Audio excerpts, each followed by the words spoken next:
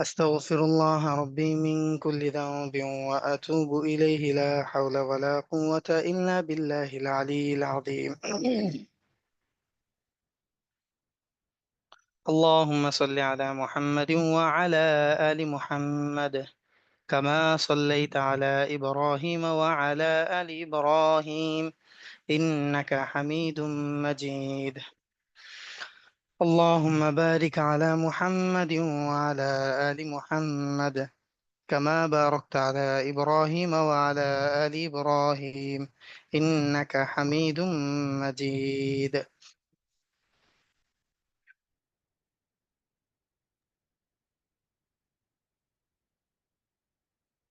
اللهم صل على اللهم محمد صل على النبي محمد الأمي النبي وعلى الأمي آله وعلى وسلم آله تسليما. وسلم.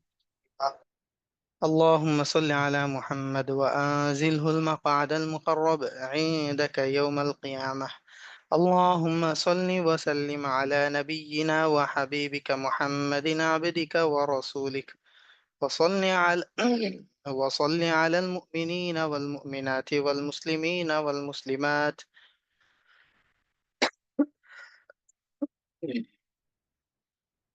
وبارك على محمد وعلى آله وأصحابه وأهله أجمعين.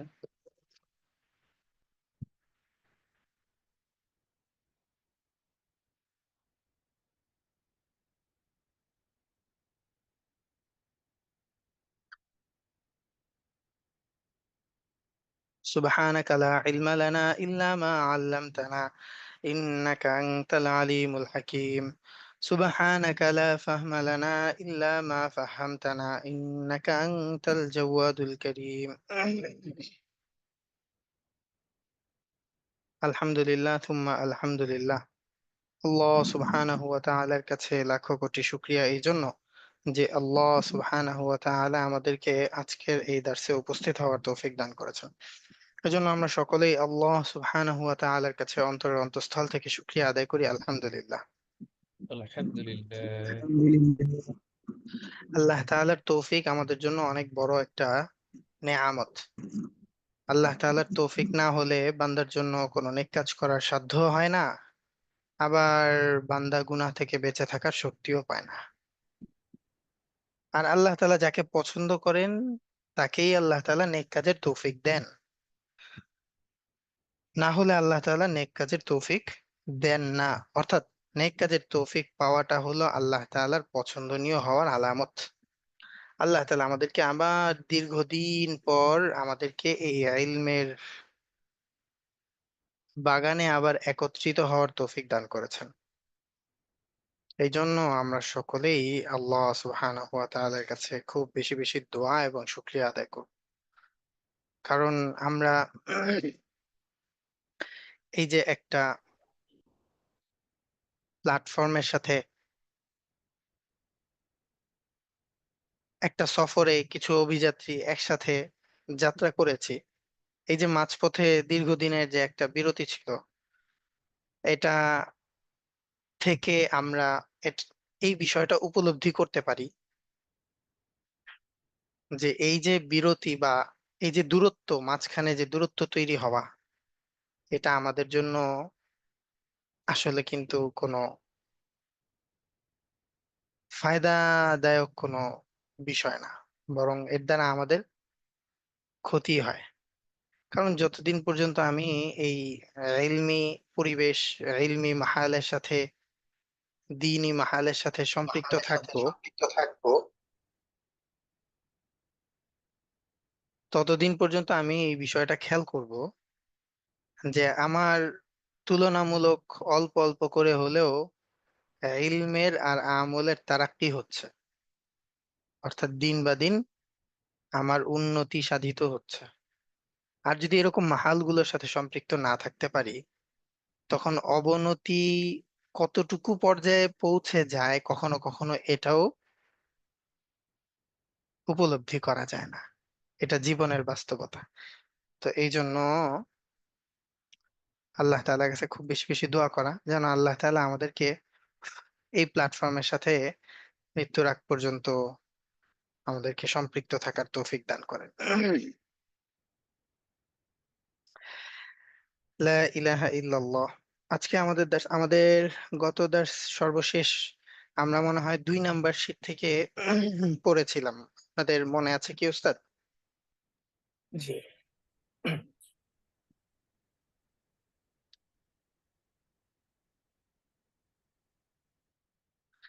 আচ্ছা,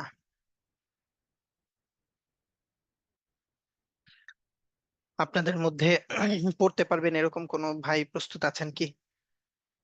একটু ওস্তাদ দ্রুত জি, পড়বেন। আমি আছি। জি, একটু দ্রুত পড়বেন, সুন্দর করে স্পষ্ট করে। বিসমিল্লাহির রহমানির রহিম। ইলম কিভাবে সংরক্ষিত হয়? ইলম সংরক্ষিত হয় আমলের মাধ্যমে। তাই ইলমকে আমলের ছাঁচে ঢালা উচিত। আবার সে আচ্ছা আমলও আচ্ছা, এই যে এই শব্দটা হচ্ছে আল ইলমু সাইদুন ওয়াল আমালু কয়দুন। আল ইলমু সাইদুন ওয়াল আমালু কয়দুন। জি, এখান থেকে পড়েন উস্তাদ। তাই ইলমকে আমলের ছাঁচে ঢালা উচিত। আবার সে আমলও সুন্নত মোতাবেক হওয়া চাই। সুন্নত হলো পোস্ট অফিসের সিলের মতো। সিল ছাড়া নির্দিষ্ট গন্তব্যে সিল ছাড়া চিঠি যেমন নির্দিষ্ট গন্তব্যে পৌঁছে না, সুন্নত সুন্নত ছাড়াও আমল গ্রহণযোগ্য হয় না। ইলমে নাফের প্রথম আলামত। ইলমে আচ্ছা, নাফের আহ, আমরা শুরু থেকে জেনে আসছিলাম যে ইলিমের সাথে কি সম্পর্ক, এবং ইলিম আসলে কাকে বলে, এবং ইলিমের সাথে যাদের সম্পর্ক হয় তাদের কেমন হওয়া উচিত, এই সকল সিফাত এবং এই সকল গুণাবলী এবং এই ধরনের আরো যে সকল প্রাসঙ্গিক গুণ বা প্রাসঙ্গিক আলোচনাগুলো আছে সেগুলো আমরা আলহামদুলিল্লাহ কিছু কিছু করে শুরু হয়েছে। তো এখানে ইলিম সংরক্ষিত হয় কিভাবে? দেখেন, ইলিম, দুনিয়াবি জ্ঞান, জাগতিক জ্ঞান, জাগতিক ইলিম, এটা আক্ষরিক ইলিমে। এই ইলিমটা আমরা এর আগে জেনে এসেছি। আসমানি ইলিম, দ্বীনি জ্ঞান, দ্বীনি ইলিম, এটা হলো নূর। এটা হলো নূর। নূর মানে, নূর মানে এটা একটা একটা অদৃশ্য শক্তি। অদৃশ্য শক্তি। আচ্ছা, রোল 210248, ওস্তাদ একটু খেয়াল করলে ভালো হয়, মাঝে মাঝে মনে হয় আপনার আনমিউট হয়ে যাচ্ছে, এর ফলে কথা রিদম হচ্ছে আর কি। তো আমরা বলছিলাম যে এটা ইলিম, আসমানি ইলিম, দ্বীনি জ্ঞান, এটা হচ্ছে একটা নূর, আর এই নূর হলো অদৃশ্য শক্তি, একটা আলোর মতো। আর দুনিয়া বিজ্ঞান, জাগতিক ইলিম, এটা হচ্ছে আক্ষরিক। এই যে আমরা কালো কালির, সাদা কাগজে কালো কালির কিছু চিহ্ন বা কিছু শব্দ, বাক্য, কিছু কথা দেখি, এগুলো হচ্ছে দুনিয়াবি জ্ঞান। আক্ষরিক জ্ঞান অর্জন করা খুবই সহজ। আক্ষরিক জ্ঞান অর্জন করা খুবই সহজ, অর্থাৎ কিতাবের মধ্যে যে সকল জ্ঞানগুলো আছে এগুলো অর্জন করা খুবই সহজ। কিন্তু আসমানি ইলিম, যে ইলিম, যে জ্ঞানটা আসলে শুধু এই লিখিত বা শাব্দিক আক্ষরিক জ্ঞান নয়, বরং এই জ্ঞানের সম্পর্কটা হলো একটা অদৃশ্য শক্তির সাথে, স্পিরিচুয়াল একটা পাওয়ার, অর্থাৎ একটা আত্মিক শক্তির সাথে হচ্ছে এই ইলমের সম্পর্ক। তো এই জন্য এখানে বলা হয়েছে আল ইলমু সয়দুন, ইলম হলো শিকারী, ওয়াল আমালু কয়দুন, আর আমল হলো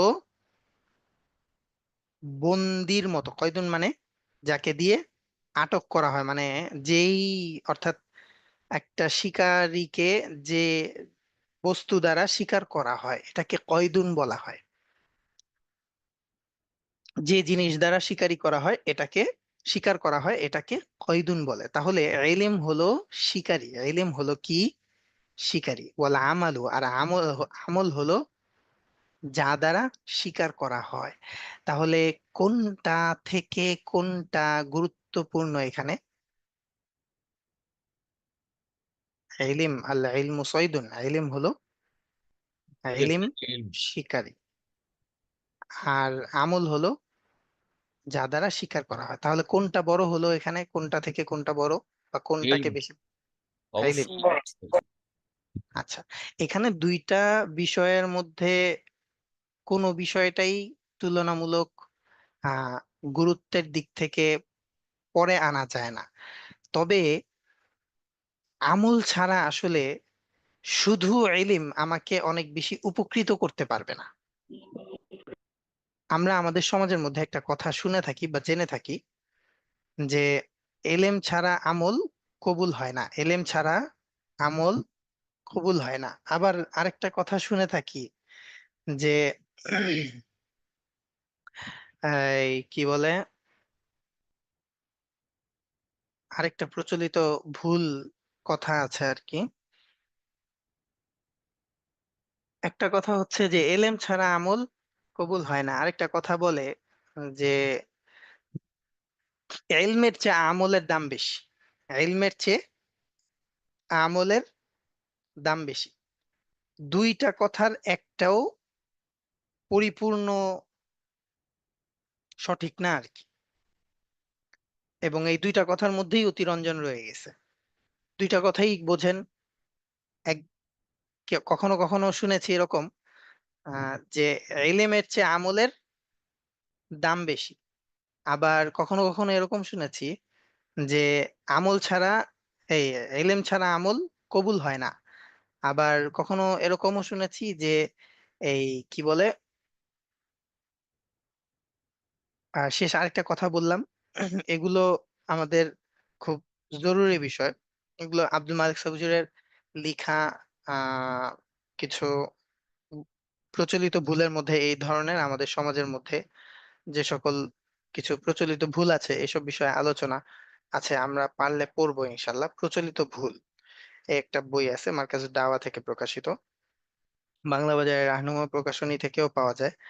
এগুলো হচ্ছে আমাদের জন্য খুব জরুরি কিছু কিতাব এবং কিছু জরুরি মাওয়াত, মানে আমাদের পাথেয়। এই এই আর্টিকেল গুলো বা এই কিতাবগুলো আমাদের পড়া উচিত। তো এই রকম কোনো কথাই বলা উচিত না, বরং দুইটাই গুরুত্বপূর্ণ। আল্লাহ তাআলা ইলম অর্জন করার কথাও বলেছেন, আবার আল্লাহ রাসূল সাল্লাল্লাহু আলাইহি সাল্লাম গুরুত্ব দিয়ে দুইটাকে একই জায়গায় বোঝানোর জন্য, মানে দুইটার মর্যাদা বা দুইটার গুরুত্ব বোঝানোর জন্য এরকম ভাবে আল্লাহ রাসূল বলেছেন যে ইলম আমলের সহায়ক, ইলম হচ্ছে আমলের সহায়ক, আবার আমল হচ্ছে ইলমের সহায়ক। আপনি যখন জানা ইলমের উপর আমল করতে থাকবেন, তখন দেখবেন আপনাকে আল্লাহ তাআলা ওই ইলমের মধ্যে বা ওই বিষয়ের মধ্যে আর যে সকল বিষয় আপনার জানা দরকার, সেটা আল্লাহ তাআলা আপনাকে কোনো না কোনো মাধ্যমে জানাবেন।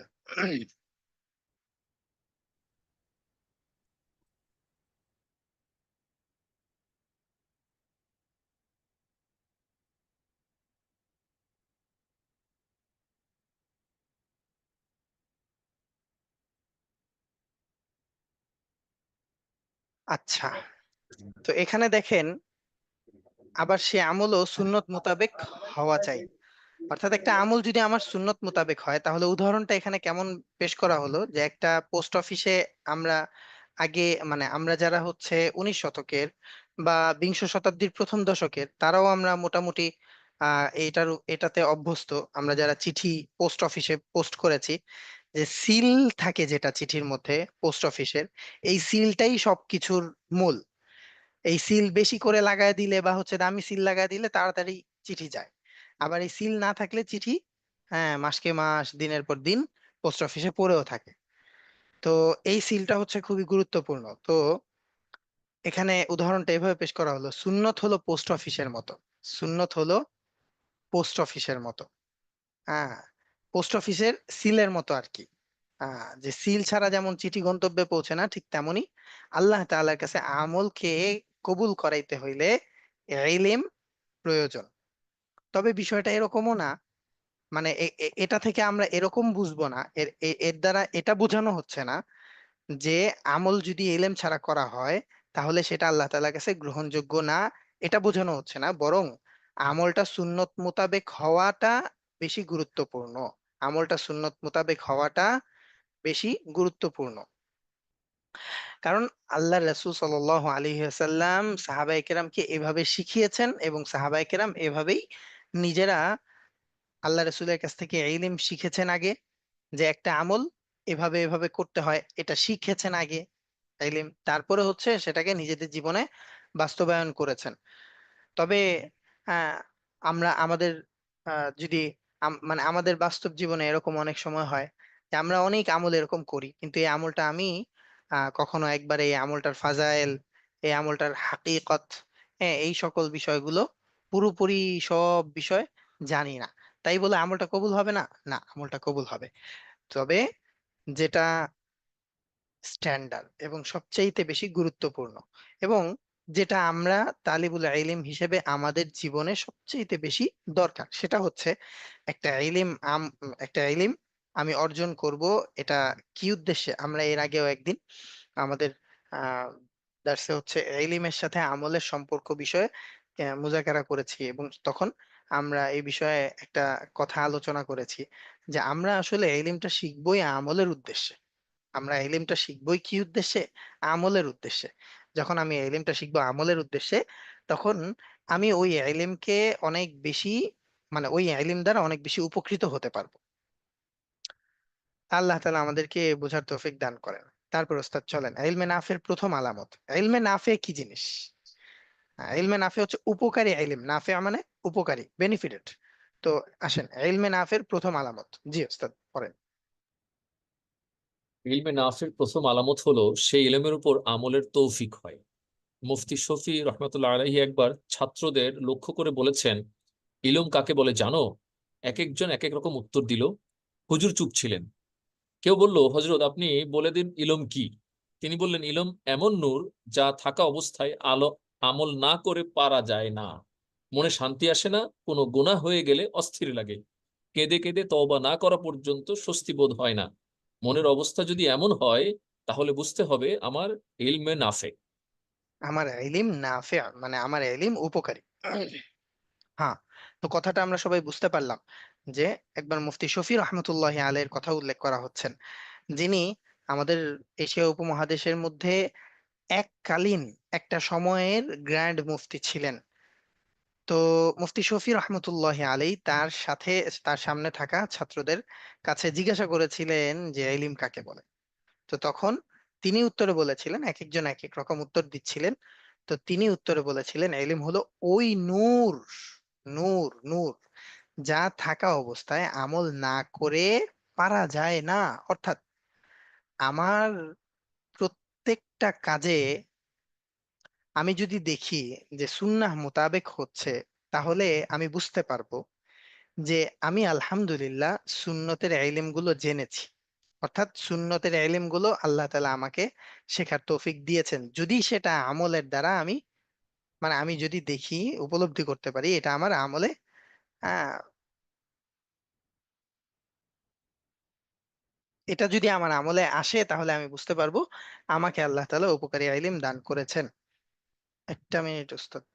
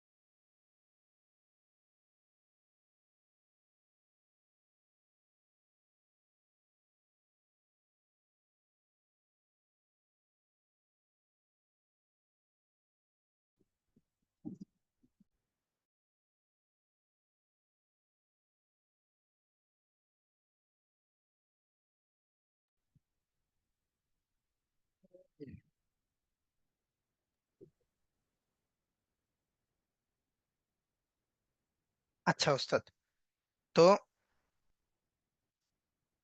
যখন আমি কোনো একটা আমল করার সুযোগ পাবো তখন আমি বুঝতে পারবো আল্লাহ তাআলা আমাকে এই আমলটা করার জন্য যে ইলমটা অর্জন করার প্রয়োজন সেটা আল্লাহ তাআলা আমাকে দান করেছেন।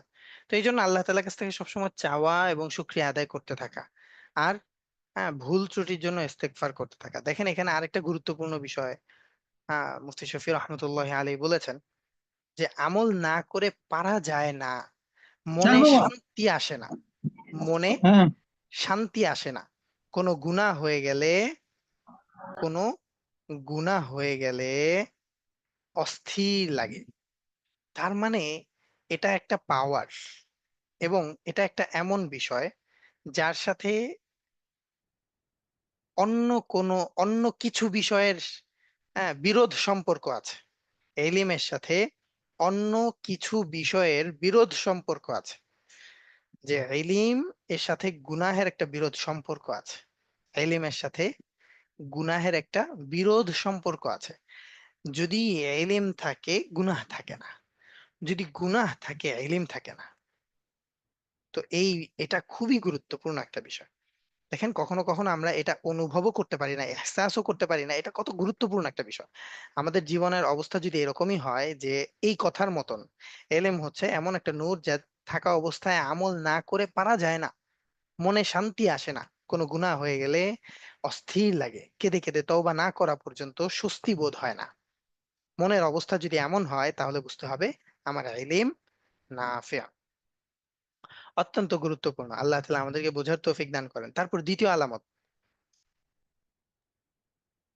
ইলমে নাফের দ্বিতীয় আলামত হলো খোদাভীতি। পবিত্র কোরআনে আল্লাহ পাক বলেন, ইন্নামা ইয়াখশাল্লাহা মিন ইবাদিহিল উলামা। আল্লাহর বান্দাদের মাঝে আলেমগণই আল্লাহকে বেশি ভয় করেন। যে আলেমের মাঝে খোদাভীতি আছে সেই প্রকৃত আলেম। ইমাম গাজালি রহমতুল্লাহ আলাইহি বলেন, বড় আলেম হলো যার কাছে গুনাহের ক্ষতিগুলো স্পষ্ট ধরা পড়ে। গুনাহের ক্ষতি যার চোখে যত ধরা পড়বে সে তত বেঁচে থাকার চেষ্টা করবে। আচ্ছা,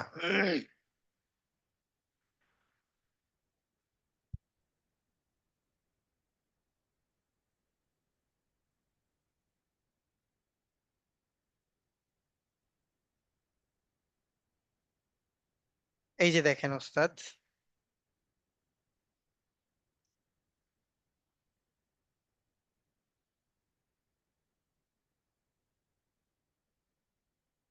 ইন্নামা ইয়াখশাল্লাহা মিন ইবাদিহিল উলামা, ইলমে নাফের দ্বিতীয় আরেকটা আলামত।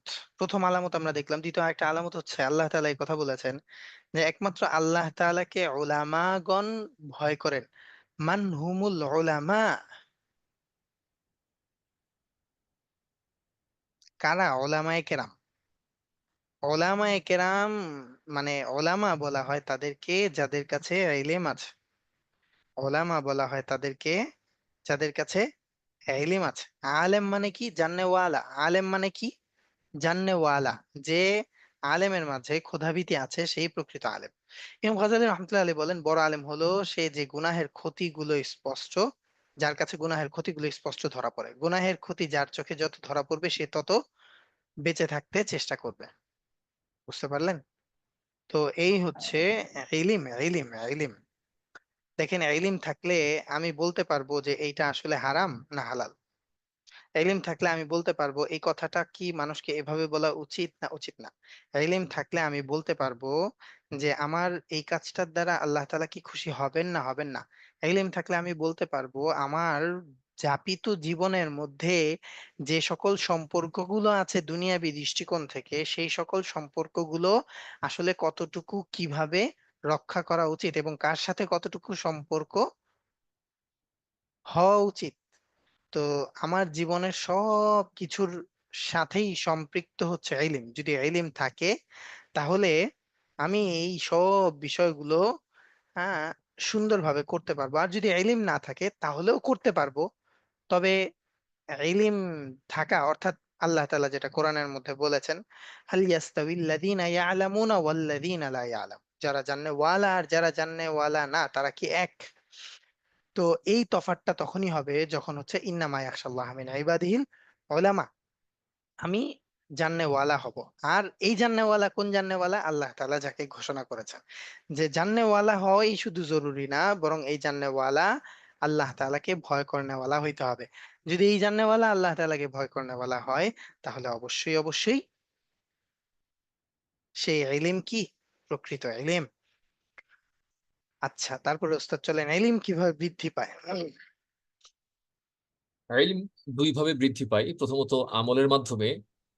হাদিসে এসেছে জানা বিষয়ের উপরে যে আমল করে তাকে আল্লাহ পাক অজানা বিষয় জানিয়ে দেন।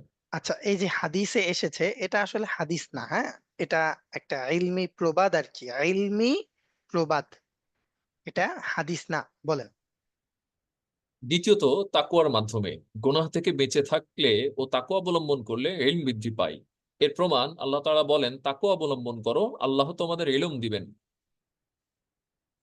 ওয়াত্তাকুল্লাহ ইউআল্লিমুকুমুল্লাহ, তোমরা আল্লাহ তাআলাকে ভয় করো, আল্লাহ তাআলা তোমাদেরকে জানিয়ে দিবেন। তোমরা আল্লাহ তাআলাকে ভয় করো, আল্লাহ তাআলা তোমাদেরকে জানিয়ে দিবেন। দেখেন, লা ইলাহা ইল্লাল্লাহ,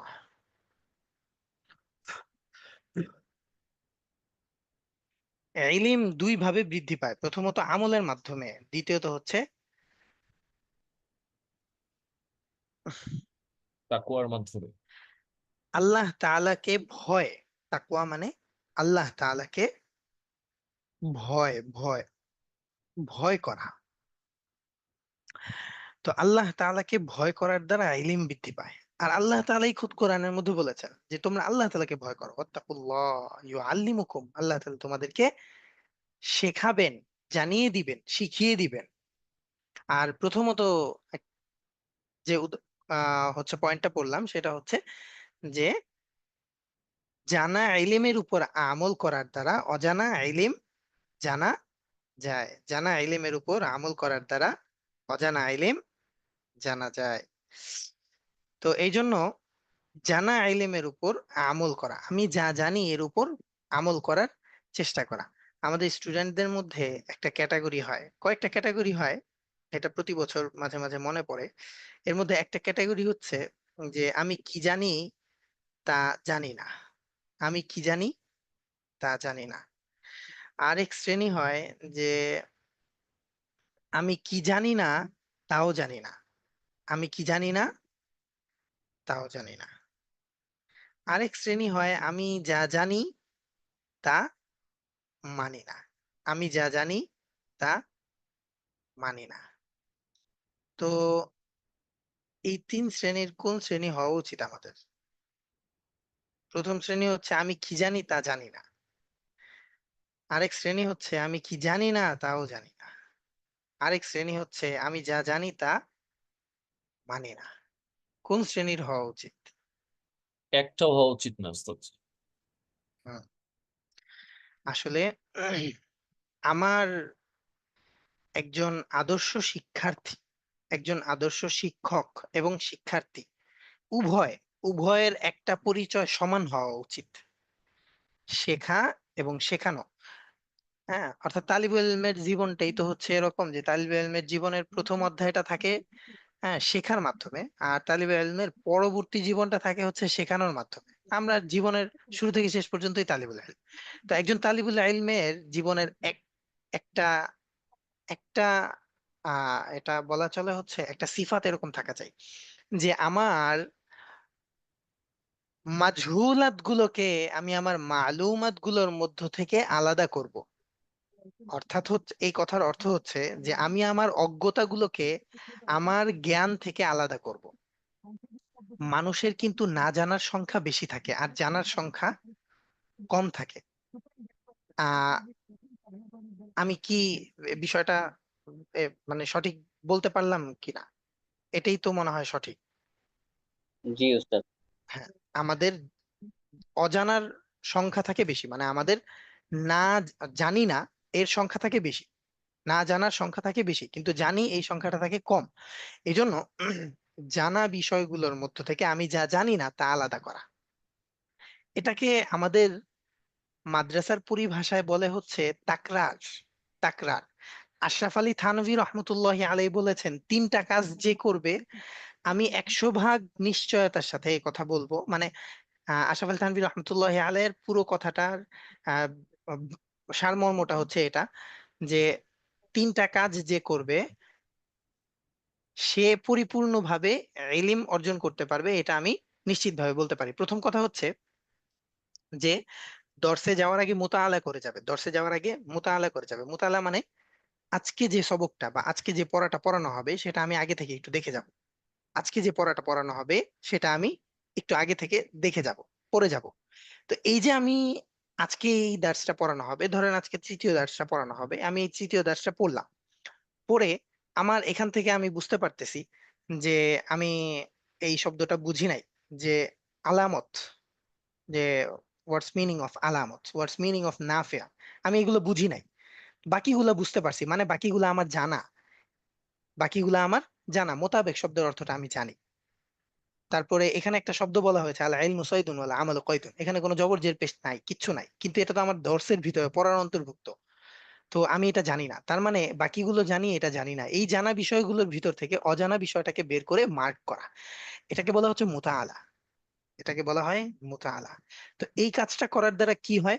আশরাফ আলী থানভী রহমতুল্লাহ বলেছেন প্রথম কথা মুতাআলা করে যাবে, দ্বিতীয় কথা মনোযোগের সাথে উস্তাদের কথা শুনবে, দ্বিতীয় কথা দর্সের মধ্যে মনোযোগের সাথে উস্তাদের কথা শুনবে, এবং তৃতীয় কথা মানে তৃতীয় কাজ সেটা হচ্ছে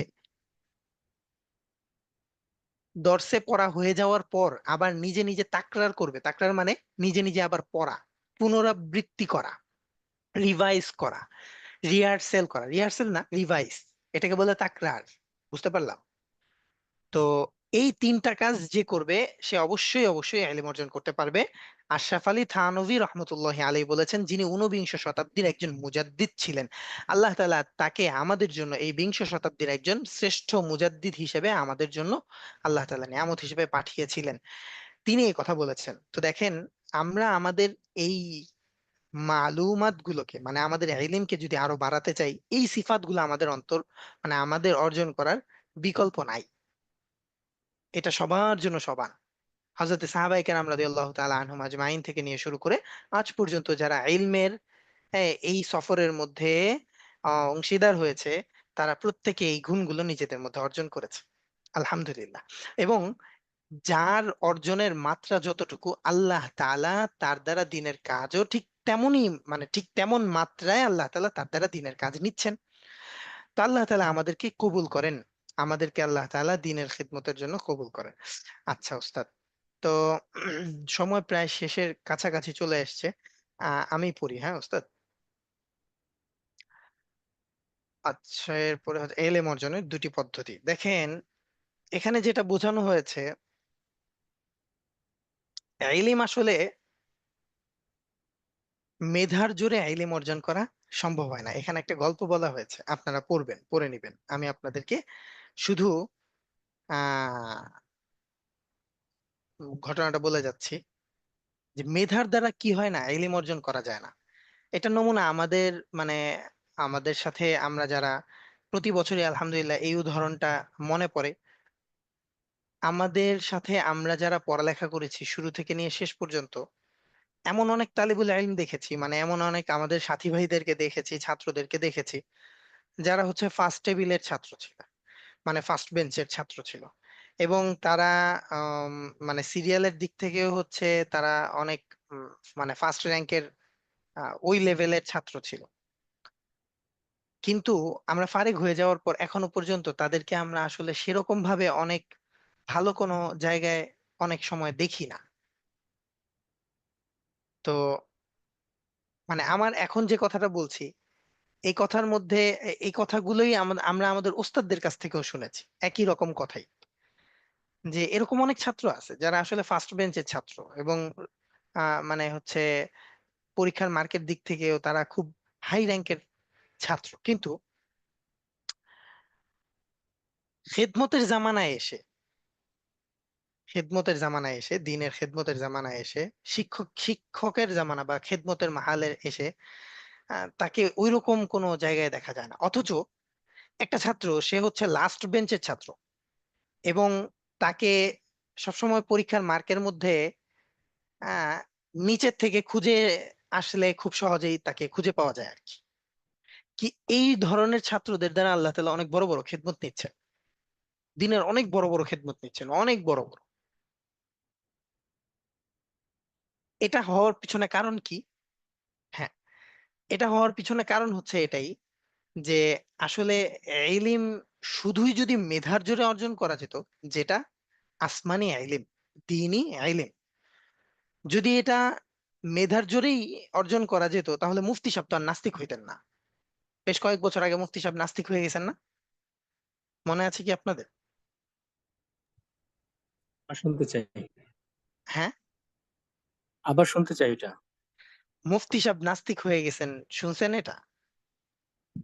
জি ওস্তাদ, শুনেছি। হ্যাঁ, আমরা কম বেশ এই সংবাদটা সবাই জানি বা শুনেছি। তো ওই মুফতি সাহেবের তো এলিম কম ছিল, কি বলে, হ্যাঁ এলিম তো কম ছিল না, মেধাও কম ছিল না, কোনো দিক থেকেই কোনো কিছু কম ছিল না। আচ্ছা, এটা তো আমাদের জামানার মানুষের কথা বললাম। আহ নবীজির জামানার কথা বলি। নবীজির জামানায় ওহি লেখনেওয়ালা, ওহি লেখনেওয়ালা, যে ওহি লিখতো, বুঝতে পারছেন, ওহি লেখনেওয়ালা মাত্র কয়েকজন ছিল। আরে ইসলামের ইতিহাসে এই ওহি লেখনেওয়ালা অনেক গুরুত্বপূর্ণ মর্যাদার একজন ব্যক্তি। যদি আমরা হিসাব করি তাহলে ওই যে আমাদের সংসদীয় পদের দিক থেকে অনেক বড় একটা পদ তার আছে আর কি, ওহি লেখনেওয়ালা একজন সাহাবী। তিনি এক পর্যায়ে এসে মুরতাদ হয়ে গেছেন এবং বিদায় হজের সময় আল্লাহ রসুল তাকে, তার কথা সহ আল্লাহ রসুল বলছেন যে সে সহ ব্ল্যাক লিস্টে যারা আছে তাদেরকে, মানে কাতিলুহুম হাইসু সাকিফতুমুহুম, যেখানে তাদেরকে অবস্থান করতে দেখবে তোমরা তাদেরকে হত্যা করে ফেলবা। নবীজি এভাবে হুকুম দিয়েছেন, যেটা আল্লাহ তাআলা হুকুম করছেন কোরআনের মধ্যে, যেখানে তাদেরকে পাবা হত্যা করে ফেলবা। এখন দেখেন তো, মেধার জোরে এলেম অর্জন করলে সেই এলেমটা আসলে কতটুকু উপকৃত হয়। মেধাও এলমের জন্য দরকার, কারণ এলম, মেধা না থাকলে এলেম অর্জন করা সম্ভব না। এলমের ব্যুৎপত্তি, এলমের সূক্ষ্মাতি সূক্ষ্ম বিষয়, এ সকল বিষয় আমাদের অর্জন করা সম্ভব না যদি মেধা না থাকে। আবার শুধু মেধাই যথেষ্ট না, বরং এই মেধা যেন আল্লাহ তাআলার পক্ষ থেকে সহায়তার সাথে ব্যবহার করতে পারি, এই জন্য আল্লাহ তাআলার সহযোগিতাও প্রয়োজন। তো এখানে বোঝানোর উদ্দেশ্য এটাই যে দুই ভাই, তাদের একজনের মেধা অনেক, মানে দোনোজনের মেধা অনেক বেশি।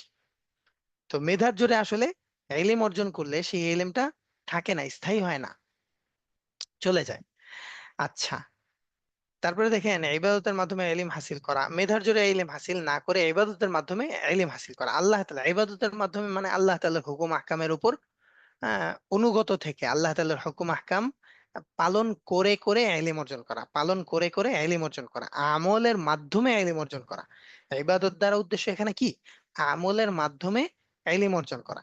আমি আল্লাহ তাআলার কাছে চাইবো, আমি যে যে বিষয়টা বুঝতেছি না বা যে যেই সকল ইলম গুলো শিখতেছি সেগুলো আল্লাহ তাআলার কাছে বলবো, আল্লাহ এটার সহিহ ইলমটা আপনি আমাকে দেন, সহিহ ইলমটা আপনি আমাকে দেন। এইভাবে আল্লাহ তাআলার কাছে চেয়ে চেয়ে, এবং আমি যা জানি সুন্নাহ মোতাবেক সেগুলো আমল করে করে, হ্যাঁ, ওস্তাজদের প্রতি পরিপূর্ণ এহতেরাম রক্ষা করে ইলম অর্জন করার যে সকল আসবাব গুলো আছে সেই সকল আসবাব গুলোকে সম্মান প্রদর্শন করে, এগুলো সব ইবাদতের অন্তর্ভুক্ত। এভাবে ইলম অর্জন করলে ইলম স্থায়িত্ব হয়, ইলমের মধ্যে স্থায়িত্ব আসে এবং ইলমের ব্যুৎপত্তি অর্জন করা যায়। আল্লাহ আকবার। দেখেন এখানে একটা ঘটনা।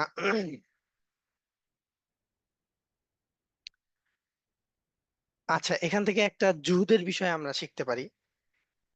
ইলম হচ্ছে, আমরা গত দর্শে আলোচনা করেছি, ইলম এরকম একটা প্রবাদ, ইলমে একটা প্রবাদ আছে যে তুমি যদি ইলমের জন্য সর্বস্ব বিলীন করে দাও তাহলে ইলম তোমাকে যাররা পরিমাণ দিবে। যাররা মানে সামান্য পরিমাণ দিবে। তুমি ইলমের জন্য সর্বস্ব বিলীন করে দিছো, তোমাকে ইলম কি দিবে? সামান্য পরিমাণ, যাররা পরিমাণ। তো দেখেন, আবু হুরায়রা রাদিয়াল্লাহু তাআলা আনহুর ঘটনা আমরা জানি না এরকম লোক কমই আছে। কখনো কখনো আবু হুরায়রা খোদ আবু হুরায়রা রাদিয়াল্লাহু তাআলা আনহুর নিজের মুখে বলা ঘটনা, যেটা আমরা কিতাবে পড়েছি, যে আবু হুরায়রা রাদিয়াল্লাহু তাআলা আনহু এভাবে বলেন, কখনো কখনো এমন হতো আমি উম, মসজিদে সুফার সামনে, মসজিদে নববীর দরজার সামনে এভাবে শুয়ে থাকতাম, চিৎপট না, হ্যাঁ আমি এভাবে শুয়ে থাকতাম। কেন? আমি নড়াচড়া করতে পারতাম না, শরীরে শক্তি পেতাম না, কারণ বিগত কয়েকদিন যাবত খানা খেতে পারতাম না। এর ফলে শরীর এতটা দুর্বল হয়ে যেত যে আমি হাঁটতে পারতাম না, উঠতে পারতাম না, নড়াচড়া করতে পারতাম না। তো এরকম যখন আমাকে একবারে এভাবে শুয়ে থাকতে মানুষজন দেখতো, তো মানুষ মনে করতো আমার মৃগী রোগ হয়েছে। এই জন্য মানুষ এসে আমার ঘাড় মর্দন, মানে মর্দন করতো। তখন পা দিয়ে ঘাড় মর্দন করলে, আমাদের সমাজে একটা রেওয়াজ আছে বা প্রচলিত একটা বিষয় আছে যে যখন কারো মৃগী রোগ হয় তখন কি করে মানুষ, চামড়ার গন্ধ শোকায়। এর দ্বারা কি হয়, ওই রোগটা দূর হয়ে যায়, বা উপস্থিত একটা মানে চিকিৎসায় এটা হচ্ছে আহ মৃগী রোগের চিকিৎসা। তো সেই সময় আর কি মানুষ ভাবতো যে এই মৃগী রোগ, তখন মানুষের প্রচলন ছিল মৃগী রোগের চিকিৎসা হচ্ছে ঘাড় মর্দন করা, মানে ঘাড়ের মধ্যে পা দিয়ে এরকম ভাবে মলা আর কি। তো আবু হুরায়রা রাদিয়াল্লাহু তাআলা আনহু এভাবে বলতেন, মানে কিতাবের মধ্যে এভাবে লিখছে, তিনি বলতেছেন যে বিগত অনেক দিন যাবত, মানে বিগত কয়েকদিন যাবত না খাওয়ার কারণে শরীর এত দুর্বল হয়ে গেছে যে তখন আর নড়াচড়া করতে পারতাম না। তো মানুষ ভাবতো যে আমার মনে হয় মৃগী রোগ হয়েছে, এই জন্য মানুষ এসে ঘাড় মর্দন করতো। তখন আমি লোকজনকে বলতাম যে না না না, তোমরা যা ভাবতেছো যে আবু হুরায়রা বাবার নামটা ভুলে গেছে, আবু হুরায়রা রাদিয়াল্লাহু তাআলা আনহুর বাবার নাম।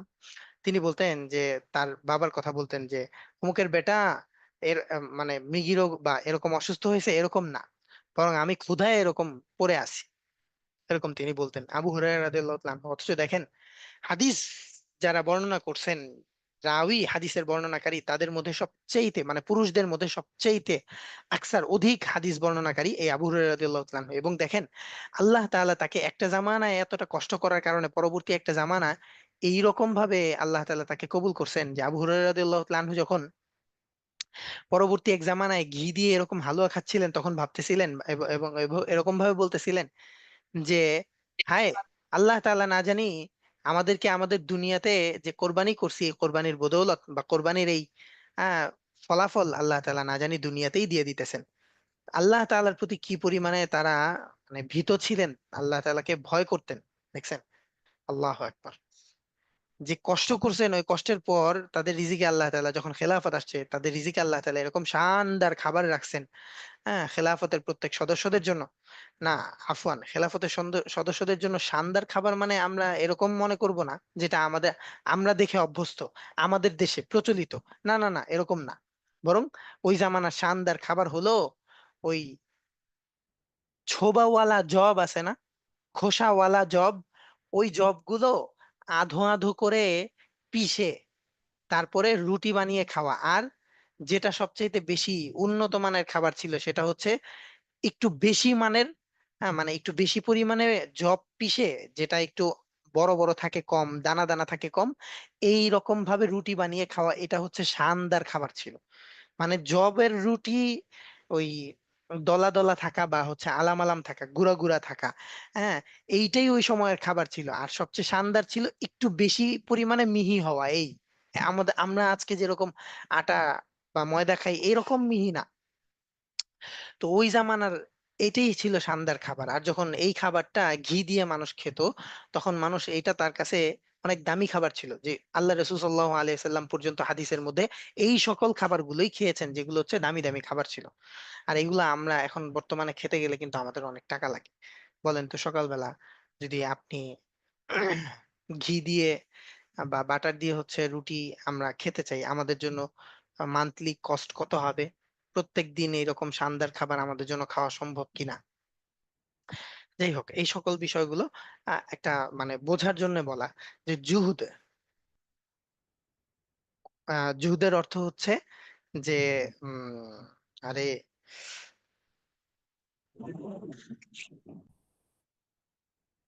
এই জুহুদের একটা সুন্দর অর্থ হচ্ছে দুনিয়া বিমুখতা, অর্থাৎ আহ মানে নির্মুখ হওয়া, নির নির্মোহ হওয়া, নির্মোহ হওয়া। লা ইলাহা ইল্লাল্লাহ। দুনিয়া বিমুখ বা দুনিয়া মোহব্বত আর কি। জি,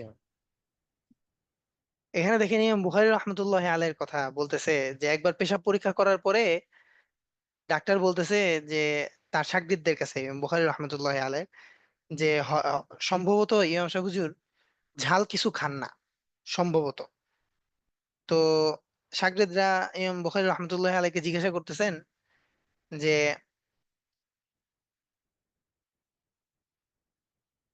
আচ্ছা, এই যে শাগির্দরা জিজ্ঞাসা করলে ইমাম বুখারী রহমতুল্লাহ আলাইহি বলেন, আজ 18 বছর যাবত আমি রুটি তরকারি খাই না। আজ 18 বছর যাবত আমি রুটি তরকারি খাই না। আচ্ছা বলেন তো, যদি ইমাম বুখারী রহমতুল্লাহ আলাই এরকম কোরবানি না করতেন, মানে এটাকে আমরা ইতিবাচক ভাবে বলি, আল্লাহ তাআলা ইমাম বুখারী রহমতুল্লাহ আলাইর এই কোরবানির কারণেই উম্মতের কাছে তাকে গ্রহণযোগ্য বানাইছেন। আল্লাহু আকবার। শুধু এই কোরবানির কারণে, কি পরিমাণে কোরবানি তারা করতেন। তখন জিজ্ঞাসা করছেন তাহলে কি খেতেন, বলতেন 5-7টি বাদাম খেয়ে সারাদিন কাটিয়ে দিতাম। 5-7টি বাদাম খেয়ে সারাদিন কাটিয়ে দিতাম। এ তো ছিল দেহের খোরাক, কিন্তু আত্মার খোরাক তিনি ছিলেন সর্বকালের সর্বশ্রেষ্ঠ মুহাদ্দিস, সর্বকালের সর্বশ্রেষ্ঠ মুহাদ্দিস। কারণ ইমাম বুখারী রহমতুল্লাহ আলাই তার ওস্তাদ কারা ছিলেন? তাবে তাবেঈন। হ্যাঁ, তাবে তাবেঈনদের শাগরেদরা ছিলেন। আল্লাহু আকবার। আচ্ছা, এখানে একটা কথা মনে পড়লো, তাই বলে ফেলি। ইমাম বুখারী রহমতুল্লাহ আলাই তিনি তো হাদিসের মধ্যে, মানে হাদিস বিশারদদের মধ্যে আমরা তার নাম সবচেয়ে বেশি আহ বলি, বা বুখারী শরীফের গ্রহণযোগ্যতার কারণে ইমাম বুখারী রহমতুল্লাহ আলাইকে আমরা সেই রকম ভাবেই মহাব্বত এবং ইজ্জত করি। আচ্ছা, আবু হানিফা রহমতুল্লাহ আলাই তিনি কি ইমাম বুখারী রহমতুল্লাহ আলাই এর চাইতে হাদিসের জ্ঞানের দিক থেকে কম জ্ঞানের অধিকারী ছিলেন, নাকি বেশি জ্ঞানের অধিকারী ছিলেন? এই বিষয়টা অনেক কি আমাদের জানা আছে? অনেক বেশি জ্ঞানের জি অধিকার ছিলেন। ওস্তাদ, জি জানা আছে। তিনি হ্যাঁ, একজন ফকিহ ছিলেন। জি, তিনি একজন ফকিহ ছিলেন। ফকিহ মান হুমুল ফুকাহা, ফুকাহা কাদেরকে বলা হয়? আইয়ুহুমুল্লাযী ইউসাম্মা ফুকাহা, কাদেরকে ফুকাহা বলা হয়? ফুকাহা বলা হয় ওই সকল ব্যক্তিদেরকে যারা প্রত্যেকটা বিষয়ের অন্তর্নিহিত সূক্ষ্মাতি সূক্ষ্ম জ্ঞান বুৎপত্তির সাথে অর্জন করেছেন, তাদেরকে ফকিহ বলা হয়। বুঝতে পারলেন? প্রত্যেক জামানায় এরকম ফকিহ থাকে 8-10টা, হাতে গোনা, হাতে গোনা এরকম 8-10টা থাকে। লাখ লাখ ওলামায়ে কেরাম থাকবে, কিন্তু ফকিহ এর সংখ্যা হবে কম। কারণ ফকিহ সবাই হতে পারে না। ফাকাহাত, দিনের গভীর জ্ঞান, এটা সবাই অর্জন করতে পারে না। তো দেখেন, ইমাম বুখারী রহমতুল্লাহ আলাইকে ইজ্জত করতে গিয়ে কখনো কখনো আমরা ইমাম আবু হানিফা রহমতুল্লাহ আলাইকে ছোট করে ফেলি। এটা অনেক সময় হয়। বিশেষত আমাদের যে ভাইরা এই কথা বলি যে আমরা সালাফি মানহাজকে অনুসরণ করে চলার চেষ্টা করি, ক্ষেত্র বিশেষে হয়তো প্রকৃত সালাফিদের অনুসরণ করতে না পারার কারণে ওই ভাইদের দ্বারা এই বিচ্যুতগুলো হয়ে যায়। এটা আমাদের খুব খেয়াল রাখা চাই। আমরা কাউকে পর বলি না, বরং হক কে গ্রহণ করনে ওয়ালা সবাই আমরা এক, আমাদের কালেমা এক। এই জন্য এই বিষয়গুলো আমরা সবাই খুব খেয়াল রাখবো। আচ্ছা, আজকালের মধ্যে পার্থক্য উস্তাদ, একটা জামান। জি ওস্তাদ। তো সালাফি জিনিসটাকে এটা কি মানে সাহাবীদের অনুসরণ করা? এটা তো আসলে আমাদের আহ এটা অন্য আরেকদিন বলি। এই বিষয়ে আলোচনা একটু জি একটু উস্তাদ। আলোচনা আছে আর কি। তারা তাদের পরিচয় একরকম ভাবে বলেন, তো আমরা এখান থেকে আহ প্রকৃত একটা গাইডলাইন তো আছেই সব জায়গায়, তো আমরা ইনশাল্লাহ এটাও জানবো। আর এই বিষয়টা আমাদের সামনে দার্সে কোন একটা দার্সের মডিউলে আছে আর কি, ইনশাল্লাহ। আচ্ছা, তারপরে চলেন আজকালের পার্থক্য।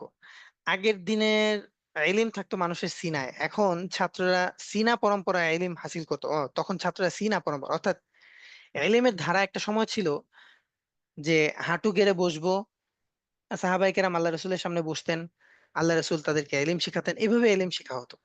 সিনা বা সিনা, একজন শিখিয়েছেন, ওস্তাদ, ছাত্ররা ওস্তাদের কাছ থেকে শিখেছেন, এইভাবে সিনা বা সিনা ইলম এসেছে। কিন্তু এখন একটা জামানা এমন হয়ে গেছে যে আসলে ইলম সিনা বা সিনা না হয়ে, হ্যাঁ, আহ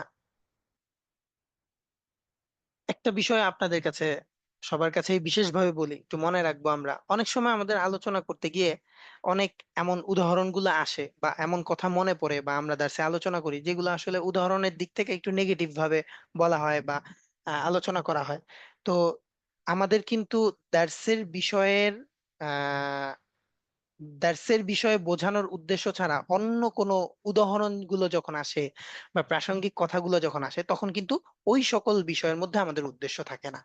এই জন্য এই বিষয়টা আমরা সবাই একটু খেয়াল রাখবো যে একটা সময় তো হচ্ছে ইলিম আহ সিনা বা সিনা এসছে, কিন্তু আমরা আমাদের সময়ে থেকে এরকম অনেক ব্যক্তিদেরকে চিনি বা জানি যারা যাদের ইলমের কোনো উস্তাদ নাই, জানেন নাকি?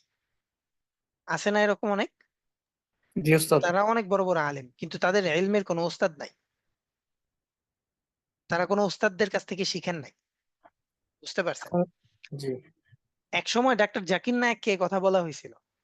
ডাক্তার জাকির নায়েক আমাদের উস্তাদ। আমরা হচ্ছে কম্পারেটিভ রিলিজিয়নের কিছু পার্ট স্যারের লিখা কিতাব থেকে পড়েছি। তো ডাক্তার জাকির নায়েককে এ কথা বলা হতো, কিন্তু পরবর্তীতে শেখ আহমদ দিদাদ রাহিমাহুল্লাহ তার কিছু ভিডিও ক্লিপ গুলো যখন স্যার সুন্দরভাবে মানে স্যারের সাথে ভিডিও ক্লিপ গুলো যখন দেখা হলো এবং তিনি ডক্টর জাকির নায়েক যে স্যারের কাছ থেকে শিখেছিলেন এই বিষয়গুলো যখন উল্লেখ হয়ে আসলো মানে উঠে আসলো ধীরে ধীরে ধীরে ধীরে, তখন তখন আবার তাদের বক্তব্য পরিবর্তন হয়েছে। আসলে আমাদের সব বিষয়েই তাহকিক করে বলা উচিত, জেনে বলা উচিত, না জেনে বলা উচিত না। তো এরকম অনেক আমরা ব্যক্তি দেখেছি আমাদের যে আলোচ্য বিষয়, যে কিতাবি ইলম দ্বারাই হচ্ছে তারা শুধু নিজেদেরকে আলেম বলেন। তো এটা আসলে ইলমের সুরত না। এটা কি না? ইলমের সুরত না। ইলমের সুরত হলো, ইলমের সুরত হলো কি? আমার ইলমের ওস্তাদ থাকা, আমার ইলমের ওস্তাদ থাকা। নবীজির ওস্তাদ ছিলেন, আবার নবীজি সাহাবায়ে কেরামের ওস্তাদ ছিলেন, সাহাবায়ে কেরাম তাবেঈনদের ওস্তাদ ছিলেন, এরকম ভাবে এই ধারাবাহিকতা চলে এসছে এই ইলমি মাহালের মধ্যে। এখন যদি কেউ ওস্তাদহীন ইলমি মাহালের মধ্যে নিজেকে আলেম বলে এবং নিজেকে সব ওলামায়ে কেরামের উপরে শ্রেষ্ঠ বলে দাবি করে, তাহলে তার ইলম নিয়ে কি আছে? সন্দেহ আছে। ইলম নিয়ে কি আছে? সন্দেহ আছে। উস্তাদ, কারণ আমি, জি ওস্তাদ। যে ডাক্তার জাকির নায়েক, ওনার উস্তাদ তো ডাক্তার ইসরার আহমেদ পাকিস্তানের, মানে উনি ইয়া, যে আফ্রিকার, ওনার ওনার কাছ থেকে যতটুকু শিখছে মানে মেইন 90% দিন পড়া শিখছে ডাক্তার ইসরার আহমেদের থেকে। ইসরা আহমদ, জি। উনি এই যে এই চেতনাটা মানে আমরা কেন হচ্ছে ডক্টর আহমদ দিদাদের কথা যোগ্যভাবে বলি কেন, শেখ আহমদ দিদাদের কথা এই জন্য, গোটা পৃথিবীতে যখন মিশনারি নিয়ে কেউ পৃথিবীর মঞ্চ থেকে, গোটা বিশ্ব মঞ্চ থেকে বিশ্ববাসীর সামনে কোন আলোচনা করেননি, তখন শেখ আহমদ দিদার আলোচনা করেছেন, জানেন এটা? জি যখন গোটা উস্তাদ। বিশ্ব এনজিওদের নিয়ে এবং মিশনারিদের নিয়ে কোন আলোচনা করেননি, তখন শেখ আহমদ দিদার আলোচনা করেছেন। এবং সেটা কোথায় জানেন? খোদ আরবের মধ্যে, খোদ আরবের মধ্যে। এবং এই বিষয়গুলোই হচ্ছে আহ মানে সেখানে খুব সূক্ষ্মাতি সূক্ষ্ম শেখ আহমদের অনেক বইয়ের মধ্যেও এই বিষয়গুলো আছে। সেই সময়ের ওই মানে ধারাবাহিকতায় ওই ধারায় কাজগুলো তখন চরম পর্যায়ের মারাত্মক কাজ ছিল। আর এখন তো এর চাইতে আরো অনেক কঠিন কঠিন পর্যায়ের এনজিও দের অ্যাক্টিভিটিস আছে, যেগুলো হচ্ছে আমাদের সামনে হিস্টোরিক্যাল আর্টিকেল পেপার গুলো আছে আমাদের কাছে, সব এভিডেন্স দলিল আদিল্লা সবকিছুই আছে। আচ্ছা যাই হোক, আহ আপনাকে অনেক অনেক শুক্রিয়া উস্তাদ কথাটা বলার জন্য। জাযাকুমুল্লাহু খায়রান ওয়া আহসানাল জাযা। আচ্ছা তো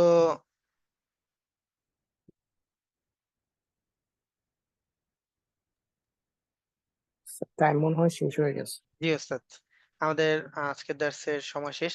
আচ্ছা, তো উভয় জাহানের সৌভাগ্য, এই যে এখানে সাহাবায়ে কেরাম ইলম শিখতেন, তো ইলম শিখার ধারাটা হচ্ছে সিনা বা সিনা, ওস্তাদ থাকা চাই। ইলম শিখতে হইলে ভাই ওস্তাদ থাকা চাই। দেখেন আমার ওস্তাদ যদি ল্যাংড়া লুলা কানা যাই হয়, আমার ওস্তাদ আছে, তাহলে আমি কিন্তু পার পেয়ে যাবো, আমি কিন্তু বেঁচে যাব। এবং এটা কিন্তু সহি আলামত যে ওস্তাদ থাকা। ওস্তাদ ছাড়া ইলম অর্জন করা এটা বিরাট মুশকিল, বিরাট ক্ষতির দিক, বিরাট ক্ষতির দিক। এই মানুষগুলো খাতরার মধ্যে থাকে, তো আল্লাহ তাআলা আমাদেরকে হেফাজত করেন।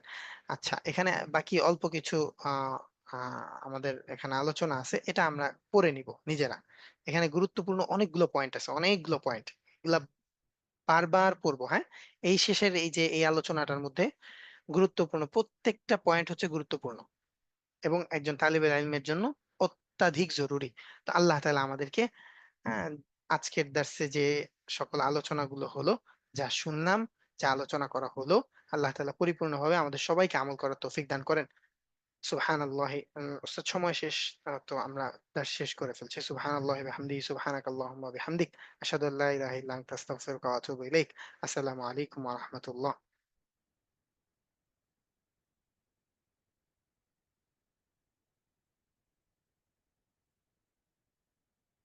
অল্পে তুষ্ট, কনাআত, কনাআত অর্থ অল্পে তুষ্ট।